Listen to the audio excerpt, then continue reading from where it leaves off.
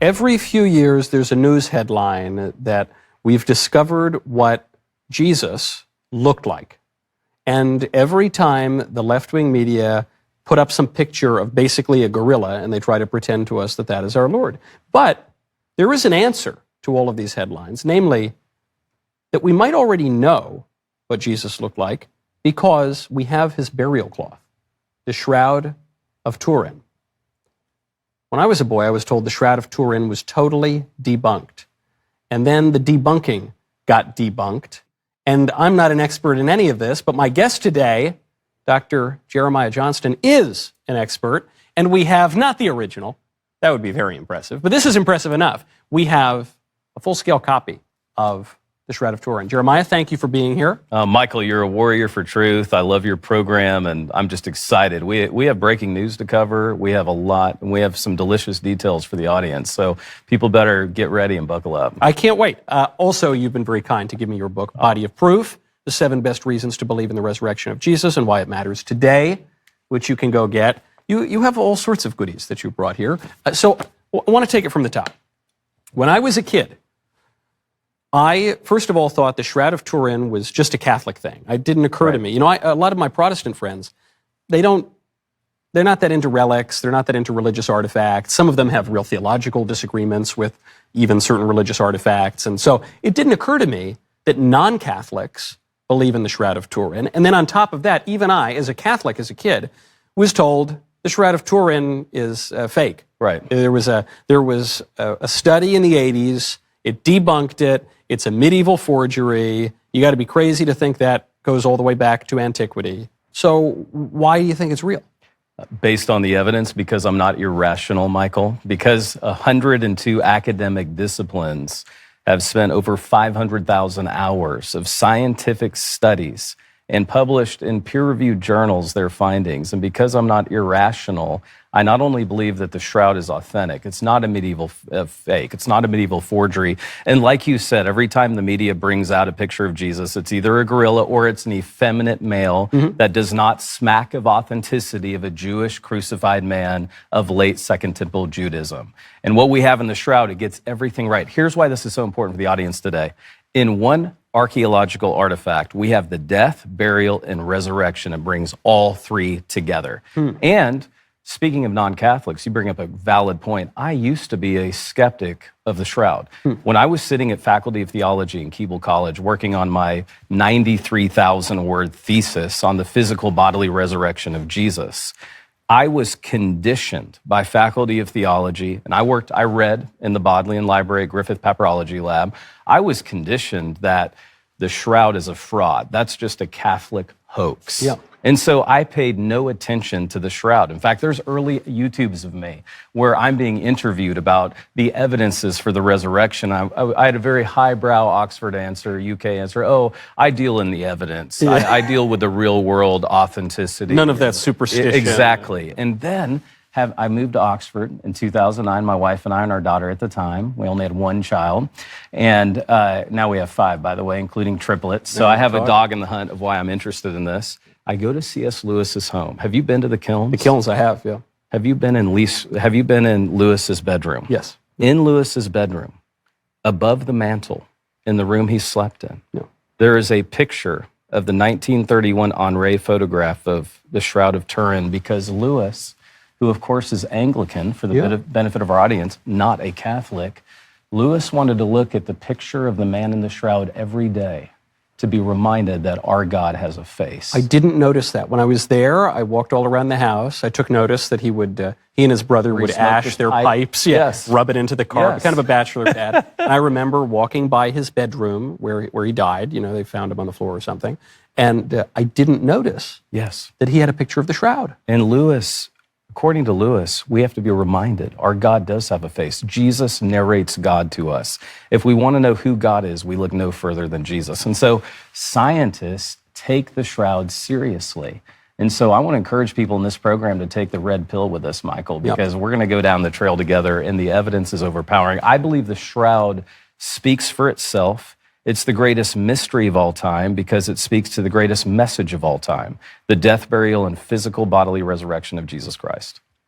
I love that you make this point right off the top here, because there are going to be people say, well, who cares what Jesus looked like? Who cares, you know?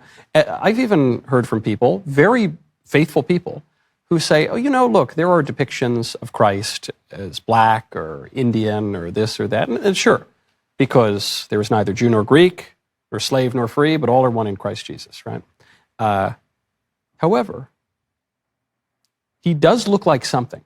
Yes. Because he's not just an idea, and he's not just an abstract spirit. In fact, the crux of the faith is that God, and the Son of God, and the divine logic of the universe enters into history and has a face and has a body and dies, is executed by a real civil authority in history in a real place. Yes. And maybe there's even physical evidence to that day of that event. And do you understand that Christianity, unlike Islam or the other religions, or especially the Made in America cults and religions, only Christianity says you can test our belief against history.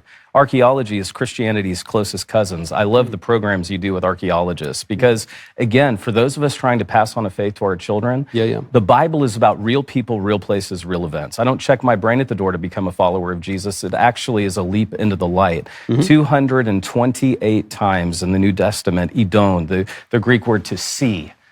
Open your eyes and see the truth. Look, don't be misbelieving, but believe. John 20, verse 8, John goes to the tomb that first Easter morning. We know the date. I talk about this in my book, Body of Proof, Michael, April 5th, AD 33. According to the Jet Propulsion Laboratory of NASA, which, by the way, studied the shroud, one of the 102 academic disciplines that have studied the shroud, sunrise that first Easter morning, April 5th, AD 33, would have been 5:43 a.m. Mary goes to the tomb very early. It's still dark. Why? She's mourning the dead. She walks into the tomb. She stoops down. She looks in. What does she see? She sees the linen cloths lying there.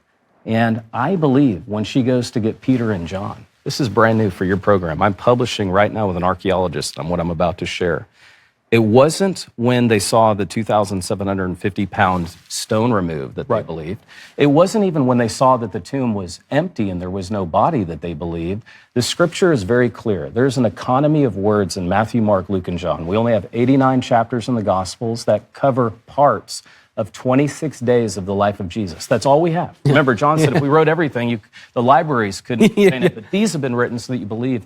John stoops down and looks in, and it says when he saw the Athonia, the Sindon, the Sudarium, the shroud, he believed. He saw and he believed. And what I'm publishing right now, I believe that the shroud had the face of Jesus glowing on it.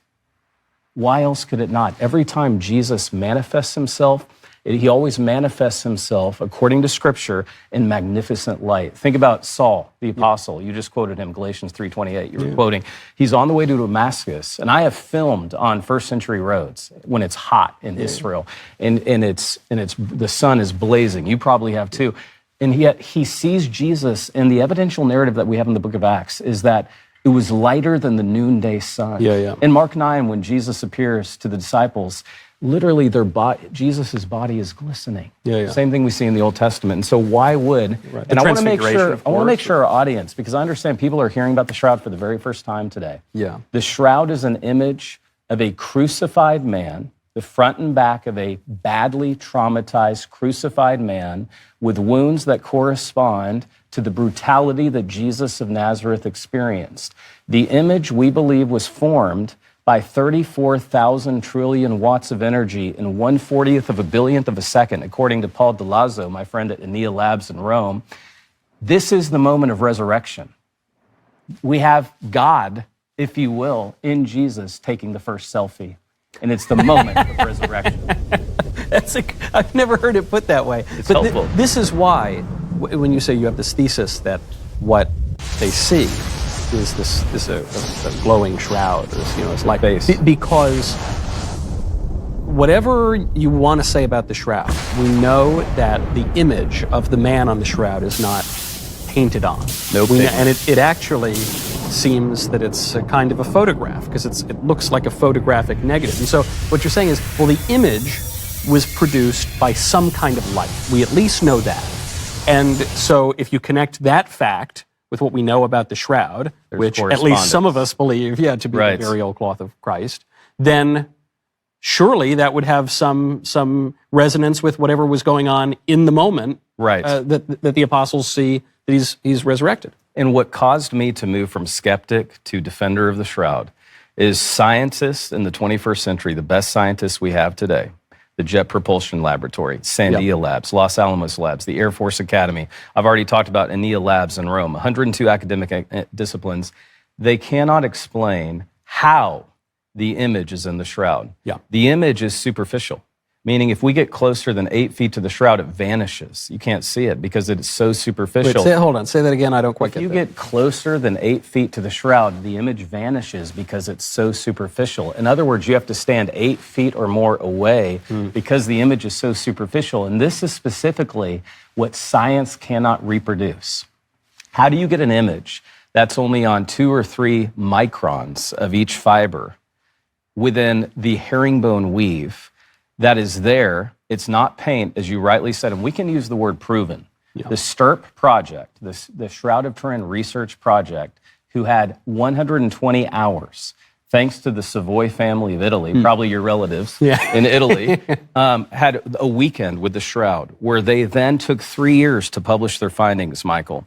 And we have proven, I use that word according to science, it is not man-made. Yeah. It is not pigment. There's no dye. It is not an artwork. And so I want to help some of the fine Christians that you've brought up who are like, hey, I don't need the shroud, take it or leave it. I have my Bible, it's good enough for Paul, it's good enough for me. That's all I need is the Bible. Well, can I just say something to my friends who have that pious view? It wasn't enough for the writers of the New Testament. There would be no New Testament had they not had these experiences. Acts 1:3 said, Jesus proclaimed himself to be alive from the dead with many infallible proofs. And Luke's and Kippet, which is the beginning of his narrative, he actually uses the word autoptes in Greek. It's the word we get autopsy from. Paul, John, and there's a fascination too. I want to give people permission on your program to look at the face of Jesus. Yeah. Some Christians feel weird about looking at a AI-developed image of Jesus. Is this idol worship? No. There is a fascination from nascent Christianity to current with seeing the face of Jesus. 1 Corinthians 13:12. In that beautiful love chapter, Paul wants to see Jesus face to face. Revelation 22:4. John wants to see Jesus face to face. I mean, the words of our Lord himself. He who has seen me has seen the Father. Exactly. And so it's okay. So I'm looking for evidence for my faith. 1 Corinthians 15, Christianity puts the entire message, the entire worldview to the test. 1 Corinthians 15:19. If Jesus didn't rise from the dead, people should feel sorry for us. But 1 Corinthians 15:20, this is Paul, he has risen from the dead. We know this based on the evidence. Then he gives the Kyrgyma, the appearance tradition, the empty tomb tradition. When you say that the shroud encompasses the death, burial, and resurrection, you have all of this in one event, it strikes me that the shroud, in a way, kind of unlocks the key to 2 different religious errors. The error, well, there are multiple errors in these religions, but for Islam, one of the chief errors is the denial of the crucifixion. Right. They crucified him not, says the Quran. And for Judaism, they deny the resurrection. They don't deny the crucifixion, but they deny the resurrection. And in the shroud, you have evidence, and as you're saying, good evidence of both. So then, let me just go back to my 8-year-old self. Yes. I still, maintain a critical eye toward information that's presented to me. But certainly I did then. I was told 1987 or 1988, they radiocarbon tested the shroud, and the shroud dates back to the 13th century or something like that. So, come on, where'd that come from? Absolutely, and it's more fun in the interview if you push back. So, because otherwise I go on autopilot. So I like this because so many of us, we wake up with an allergy of skepticism every morning, and that's healthy. Again, I want to make sure that I learn from everyone, but no one should think for me. This is why I have a ministry called Christian Thinkers Society. We love God with our heart, soul, and mind. So you're asking great questions. 1978 is the STIRP project. So the Shroud of Turin Research Project. They published their findings in 1983. The Savoy family allows the carbon-14 dating to go forward. I want to also answer quickly, if I may, it does not come under the control of the Holy See himself until 1985 after 2 years of probate court. Right. So for evangelicals or Protestants or Greek Orthodox who may be watching your program, they think, oh, that's just another Catholic relic. Well, it is a relic, it is an artifact, but it's not just a Catholic artifact. That would be anachronistic to say that. It does not come under the control of the living Pope until 1985. That's right. It was given as a gift That's right. to Pope John Paul II. Exactly. Pretty recent Pope. Yes, exactly. But yet the Catholic Church hasn't really come out to say, as a matter of fact, this is the Shroud of Turin, or excuse me, it is the burial cloth of Jesus. So I wanted to answer that. So back to the carbon 14. So 1988, it's carbon dated.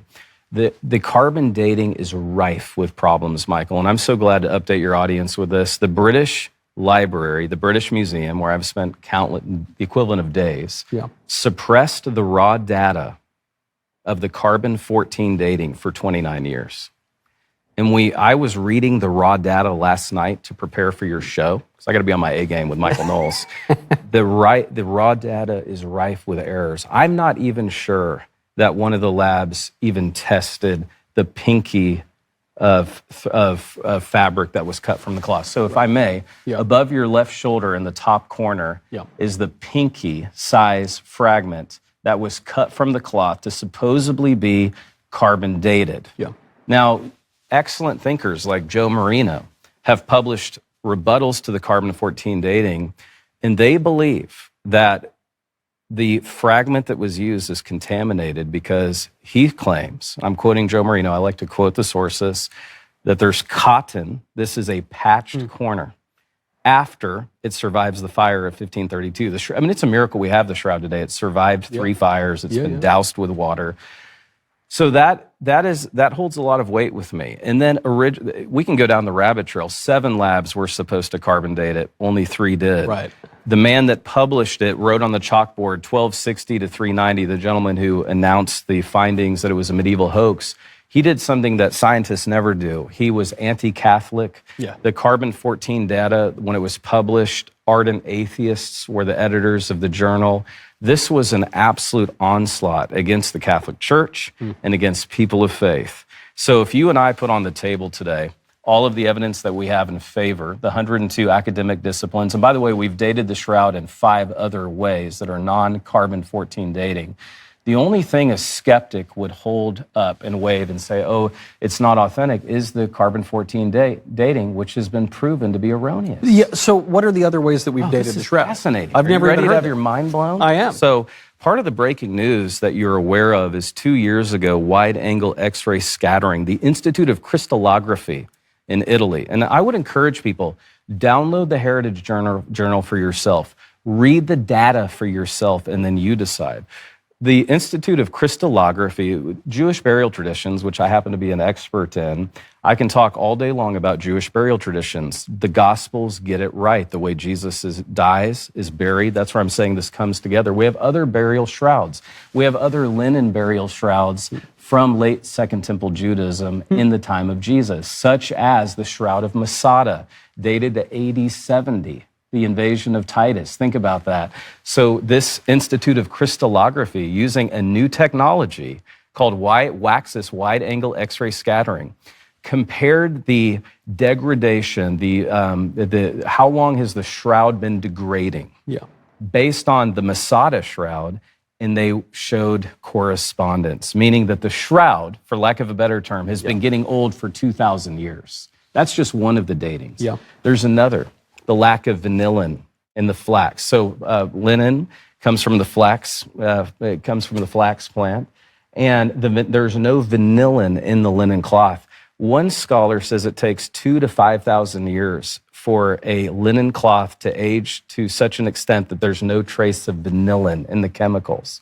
So, we have the Tarkan dress that is from 3000 BC, 3,000 years older than the Shroud of Turin. Linen will last forever, given the right circumstances, okay? And so there's no vanillin, the wide-angle X-ray scattering, and there's other datings as well that have been widely published. And this is where I bring in my expertise as well, Michael. Carbon-14 dating, 25% of the time, is thrown out in scholarship at academic conferences. Well, there's actually a related case here, which is, though it also raises questions about the Shroud, which maybe we'll get back to, but the Shroud is not the only burial relic of our Lord. Right. The other big one, is the Sudarium of Oviedo. Yes. And this is the headcloth. But I remember reading that the Sudarium of Oviedo does not actually go all the way back to the 1st century, that actually it's just from the 9th century, according to radiocarbon dating. But what's a real rub for this claim is that we have a definitive history of the Sudarium going back to the 6th century. Yes. So we can actually just trace it in the documents and in history. So then you say, well, hold on. If the radiocarbon dating was that wrong, and we know with certainty, at least until the 6th century, then why do I believe the radiocarbon dating from the 80s, especially when there were all of these other methodological problems with it? Exactly. And we've brought the Sudarium, a replica of it, for your studio for this program. Oh, marvelous. Can we... Absolutely. Thanks to my friend Doug Powell. It's coming right now thanks to my good friend, scholar, Doug Powell, who has brought his replica for us. This is a replica, and I've never seen this until today, Michael. This is a replica of the Sudarium of Oviedo. And I want you to meet Doug Powell. Doug, hey, how's it going? Michael? Nice to meet you. Yes, you as well. Thank you. Wow, this is good. Who else did you bring back? Yes. Do we have any other relics? That's right. Okay. We brought a museum with us. That's right. I should have known, though, that if one travels around with a full-scale replica of the Shroud of Turin, probably he's going to be the kind of guy who has the Sudarium of Oviedo. That's right. As well. That's right. So, okay, this is supposed to be the headcloth. My first question when I even learned about the headcloth, which, was kept separately from the shroud, and, they kind of have made their ways all around the world. Why would Christ's face be on the shroud? Wouldn't it only be on the headcloth? Isn't the fact that Christ's face is on the shroud an argument against the shroud? It's not. Doug, go right ahead. Well, if you read John's account of the discovery of the shroud, they also find the headcloth in a separate place. Mm-hmm. So there are other cloths than the burial cloth around Jesus. And so the fact that there is a headcloth means there's another cloth.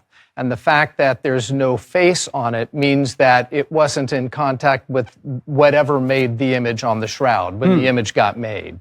So it's separated at some point. And this is what is believed to be that cloth. And what I might add is, so when was the cloth wrapped around his face? Yeah. Jesus dies at around 3 p.m. on the cross. He's hanging there. He's dead. Yeah. Jewish sensitivities are such that even the blood that's dripping from the body would want to be collected and not just out on the ground. So that is when they wrap his face with the Sudarium, is when he's still on the cross, coming down from the cross. That it remains on his face until they bring the body in the tomb where it is taken off and Jesus is wrapped with the shroud. Does that make sense, the timing? That does make sense. I've just never figured it out. That's never been presented to me before. But yeah, I suppose that would make sense because then you would also say, well, hold on. If it were just on the whole time, or if it was just part of the wrapping, well, why isn't there an image, 3D image, like there is on the shroud? Why isn't there one on the Sudarium? And Doug, I wonder if you would talk about the correspondence of the blood type. Are you ready to have your mind blown further, Michael? I am. Okay, well, what you're looking at here is it's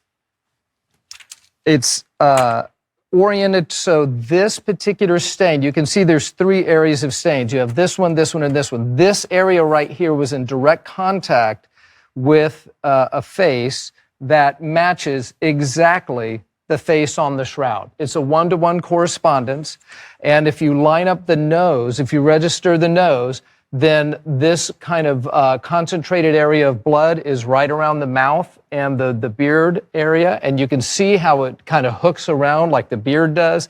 And then this vertical area goes right down the bridge of the nose, and this would be on the forehead right here. This epsilon shape right here is the edge of this, and then you can see this blood stain corresponds here, and there are a number of other ones. That one corresponds there, and so if you do an overlay, like if you outline this and you put it right onto that, it's an exact match in size, not just in size, but in blood type as well. First of all, scientists have been able to recreate this stain right here by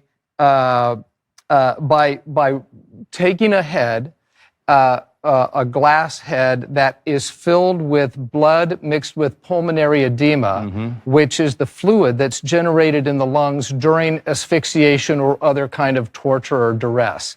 And that's the blood mixture that is on here, and that's also the blood mixture that you see in different places on the shroud, like here. It's 6 parts pulmonary edema to 1 part blood. So that's what's coming out of the lungs. And so that's what's coming out of his mouth, of the man who had the sudarium wrapped around him. So it matches like that. It's also type AB, which is also the type on the shroud. It's also post-mortem blood. Right. And type AB is the rarest blood type.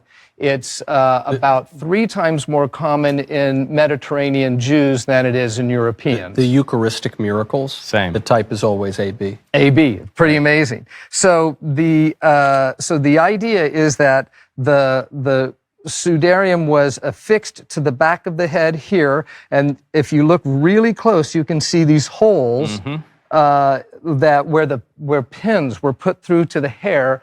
There is a ponytail shape funnel right here of his hair, and this is where it would have affixed to, and this butterfly shape fits right onto the ponytail. And then you can see these blood, little pinpoints of blood wounds match this exactly, and then it would wrap around the front, so it gets around to the front and makes contact with the face.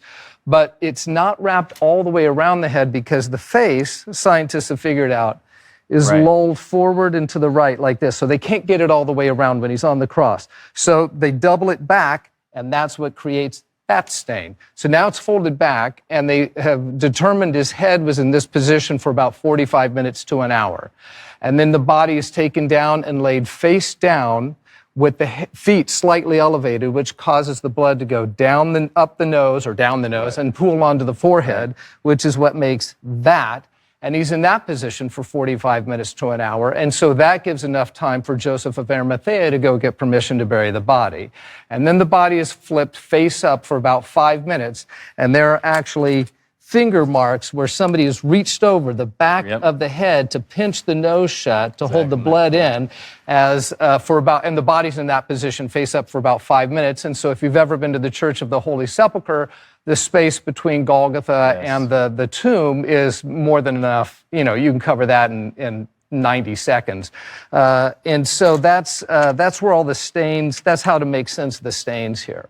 So, okay, we know the sudarium comes from at least the 6th century. No one disputes that. It's been in Oviedo, Spain, since Oviedo was founded at the end of the 8th century. Yeah. And so it's been in the documentary evidence is that it enters Spain around 711. Okay. Ahead of the Muslim invasion. Where was it? Do we know where it was before 711? Well, the documentary evidence actually matches the pollen evidence. And you'll get to the pollen evidence on the shroud, but there's pollen on both the shroud and the sudarium. And the pollen on the sudarium is from, Oviedo is in the very northern part of Spain, kind of in the center of the coast, about 15 or 20 miles inland in the mountains of Asturias. So there's pollen from around there. There's pollen from around Toledo, right in the middle of Spain. And then there's pollen from North Africa, probably the area around Alexandria, which is where the documentary evidence says it was after Jerusalem and before Spain. Right.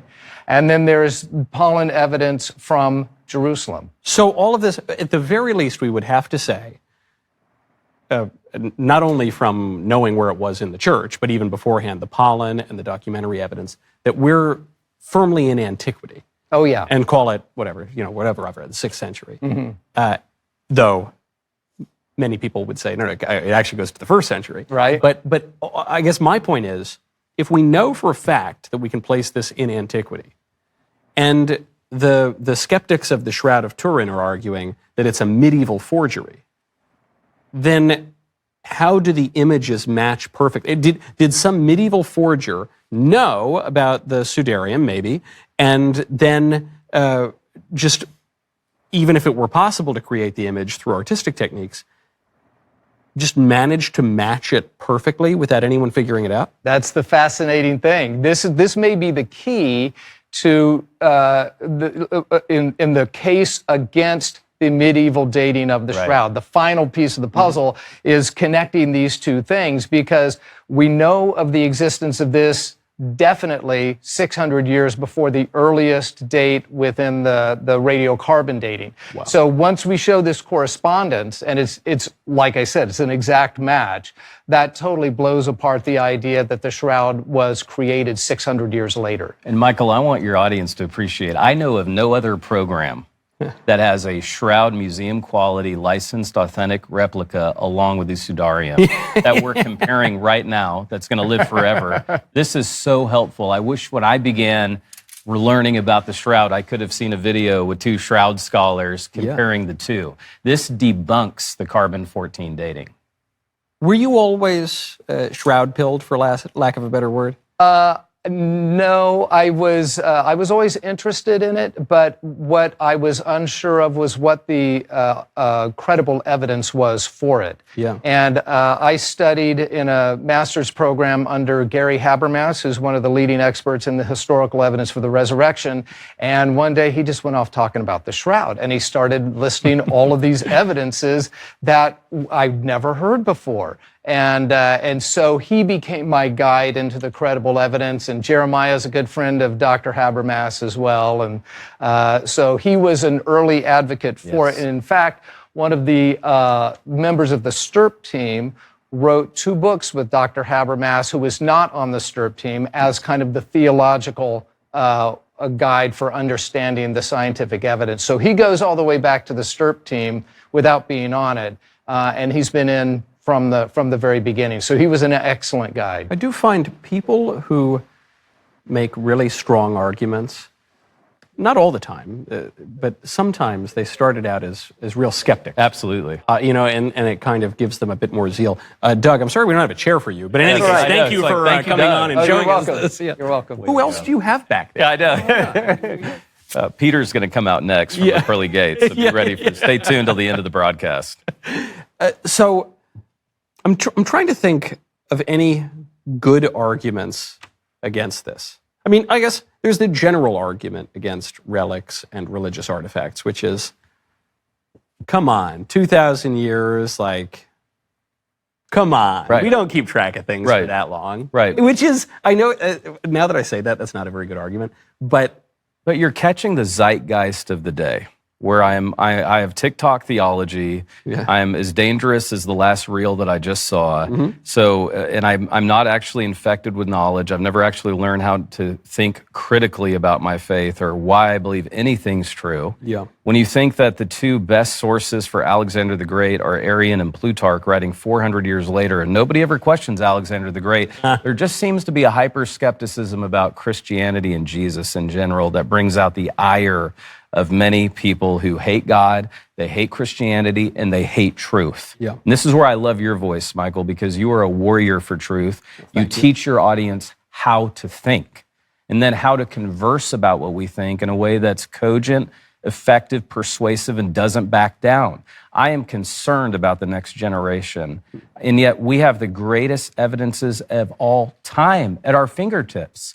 This is where the school of archaeology and the points of tangency with archaeology and the material culture they fit like a hand in a glove with the things that we hold dear from the Christian faith. And yet most people go to Google instead of God's word, and they just think that, oh, this is like a myth, like a fairy tale, like the Tooth Fairy or Santa Claus. There's nothing really persuasive about my faith. I want to be clear, Jesus' death by Roman crucifixion, which we're about to look at, in a way that very few people have ever seen in your audience. I've had to travel the world to bring these artifacts to your program. Jesus' death by Roman crucifixion is the best established fact of the ancient world. If we cannot believe that Jesus died by Roman crucifixion, the only thing on par with that, historically speaking, are the Roman emperors themselves. Let that sink in. And I mean on par with that by the sources that we have for Jesus' okay, death. so then what are the sources? Because I'll hear this. Oh, yeah. I'll hear things like, I remember before I was totally convinced, you'd hear things like, there were 500 eyewitnesses to the resurrection, which is now something that I say. But, what's the evidence? Right. The evidence is the letter written to the Corinthians by Saul of Tarsus that No serious scholar doubts that Paul wrote it. I've been to Corinth, where literally the church of Corinth was, that Paul's writing to. It's written in the early AD 50s. That tradition, though, rises up within 6 weeks of the resurrection event itself, which is 20 years prior. You have 11 sources that talk of Jesus' death by Roman crucifixion within a historically plausible, acceptable timeline of 100 years. So, of course, you have the biblical writings. You have Tacitus. You have Suetonius. You have Roman authors talking about this Jesus guy, this Christos. Yes, there's variance in how his name is spelled, of course, just like there were variants about, there was never a document that didn't have a variant on it. There are variants in how my name is spelled when I go to Starbucks. It's always EAL on my cup. Yes. That's not how I spell it. Before the invention of the printing press, there was no carbon copy, photocopy, Xerox source. Everything had variants. And so those are taken very seriously by scholars, and scholars of every stripe. And then I'm so excited. We can learn a lot from the material culture. I've brought some things that I'd like you to hold, Michael, if I could have your permission. Happily. The first thing that I want you to hold, this is very rare. This is not a reproduction. Don't let this get lost in your pocket. This is the temple tax coin. This is 14 grams. This is a full shekel. This would have paid for the temple tax for 2. The temple tax was a half shekel. I want you to hold this. That is Tyrian silver, my friend, dating from the time of Pontius Pilate. In other words, that was in circulation from 26 to 36 AD. If you were a Jew or a God-fearer coming to Israel, and by the way, this program is airing at Passover. Yeah. So this could not be more relevant. You had to change your currency into the temple tax, which was the Tyrian silver coin, 14 grams. And Jesus has the whip. He goes and he sees the money changers. And it's just like you and I, we would never change our money in the airport because the rates are always bad. It was that times 100 at the southern steps of Jerusalem.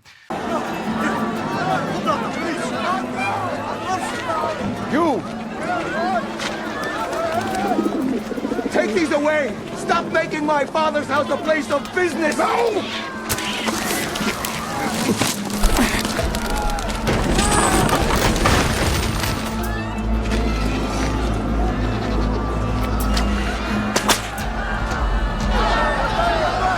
Look what you've done to my father's house! Den of thieves! Out of the way! That right there, also, Judas has paid 30 of those. Oh, this is it. This is the coin. That is the Tyrian silver coin. Also, when Jesus performs a miracle and he tells Peter to catch a fish, and there is the temple tax in the fish's mouth, it could have been that one. It's one of that and my Torah scroll are the two most valuable artifacts that we have in our possession of our organization.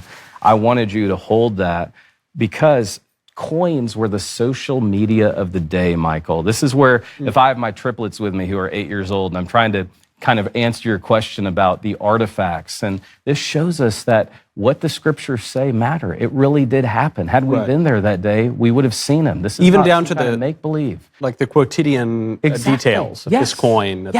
It's amazing how well preserved it is. I know. That's what makes it exceedingly valuable as well. Yeah, I have nickels that aren't as well preserved from like 2004. And that's a full shekel at 14 grams. And so if you go to the southern steps today, to the Jerusalem Archaeological Park, you can hold that in your hand and then imagine in your mind's eye what was happening during Passover that weekend and all of the factions and cultural fractions helping as well. I have another coin. Hold on to it. Just keep it over there by you. Yeah. Now, in 100 years, I can use this coin to prove the resurrection of Jesus from a location standpoint. Okay. The Holy Sepulchre Church, without a doubt, archaeologically speaking, is the place that where the edicule is inside the Church of the Holy Sepulchre is the very spot where Jesus walked out of the tomb alive. How do we know that? Well, we need to thank Emperor Hadrian. I want you to hold this bronze coin. That's bronze. That was silver, Tyrian silver. This is bronze. I can tell because it's got, it's right. a little more. And this is also very well preserved. This, patina. Again, not a replica. This is an actual, from the 2nd century, bronze coin. This is currency. So, Michael, if we time traveled And we went back to the 2nd century right now, it would be a whole different era. And if we're in the city of Jerusalem, we would have to say, Michael, let's get the coins. We got to figure out who the God is. What's this town even called? Where are we? So the coins teach us so much. Well, guess what? Hadrian, because of his hatred of the Jews, and he saw Christianity as just a Jewish sect, he wipes out Israel during the Jewish uprisings. Remember, there were 3 great Jewish revolts, culminating, of course, in Bar Kokhba. But prior to that, Hadrian, this is why I never use the word Palestine. Palestine, which is a pejorative term against the Jews, was coined by Emperor Hadrian, no pun intended, and literally imprinted on that bronze coin is Aelia Capitolina. He razes Jerusalem to the ground. He renames it Aelia Capitolina, the city of Jupiter, rather than calling it Jerusalem. He learns of this early venerated site of this dying, rising God that early Christians who he thought were Jews worshipped. And what does he do? He actually demolishes it. He puts a temple to the god Venus in Jupiter at the site of Golgotha and the tomb of Christ of the resurrection, thereby preserving it for us until Helene gets there 200 years later, Constantine's mom. So I can use one coin to prove the resurrection. That's called being hoisted with your own petard, I think. Yes, when you that's right. accidentally preserve the site. Because that's another Unintended consequences. I've never been to the Holy Land. I've been invited and I've wanted to go, and then it's That's because you need to go with Audrey and me, my wife. apparently, seriously. Well, it's better that than pulling up my Google and trying to figure out, where am I? Right. But I've never known. I've heard conflicting reports as to whether or not the Church of the Holy Sepulchre really is the Holy Sepulchre. Well, is it okay if I'm transparent on your show for the audience? I love the Garden Tomb. I lead tours there. I take so for the benefit of our audience, there's 2 sites. Non-Catholics always go to the Garden Tomb because everything is magical about it. It's a garden. The tomb is there. You take communion. It's worshipful. But even my good friend, who's the director of the Garden Tomb, believes that it happened at the Holy Sepulchre Church. The tomb is 800 years older than the time of Christ. It's just too early. And for evangelicals, now this was not my experience at the Holy Sepulchre Church, but some evangelicals go there and, Michael, if they're not used to the incense and smells and bells, the sincerity of worship, because again, 6 different denominations, it's not just Catholics, 6 and I've filmed all over the Holy Sepulchre. 6 denominations vie for control of it. So, you have a lot of interesting things, worship rituals happening. Everything's right about it archaeologically. It goes back to the 1st century. It's limestone. Speaking of that, back to our signature piece. There is a limestone signature from the grottos, as you would call it, of Jerusalem, from the tombs, that appears on the shroud. Doug mentioned the pollen. I just had a friend who became a Christian, 88 years of age, an Ivy League man, by the way, like you. You're only diminishing his credibility. Yeah, that's right. An executive, but a thinker. And when he listened to my lecture on just the pollen spores that are found on the shroud that bloom only in Israel in the time of Passover, if you're a forger, how are you going to know that? How are you going to do that? And so this carries the cross. We know this is the back right here of the Man of the Shroud. There are additional abrasions on the shoulder. Can you imagine being flogged and scourged? You're dehydrated. You have high levels of ferritin. You're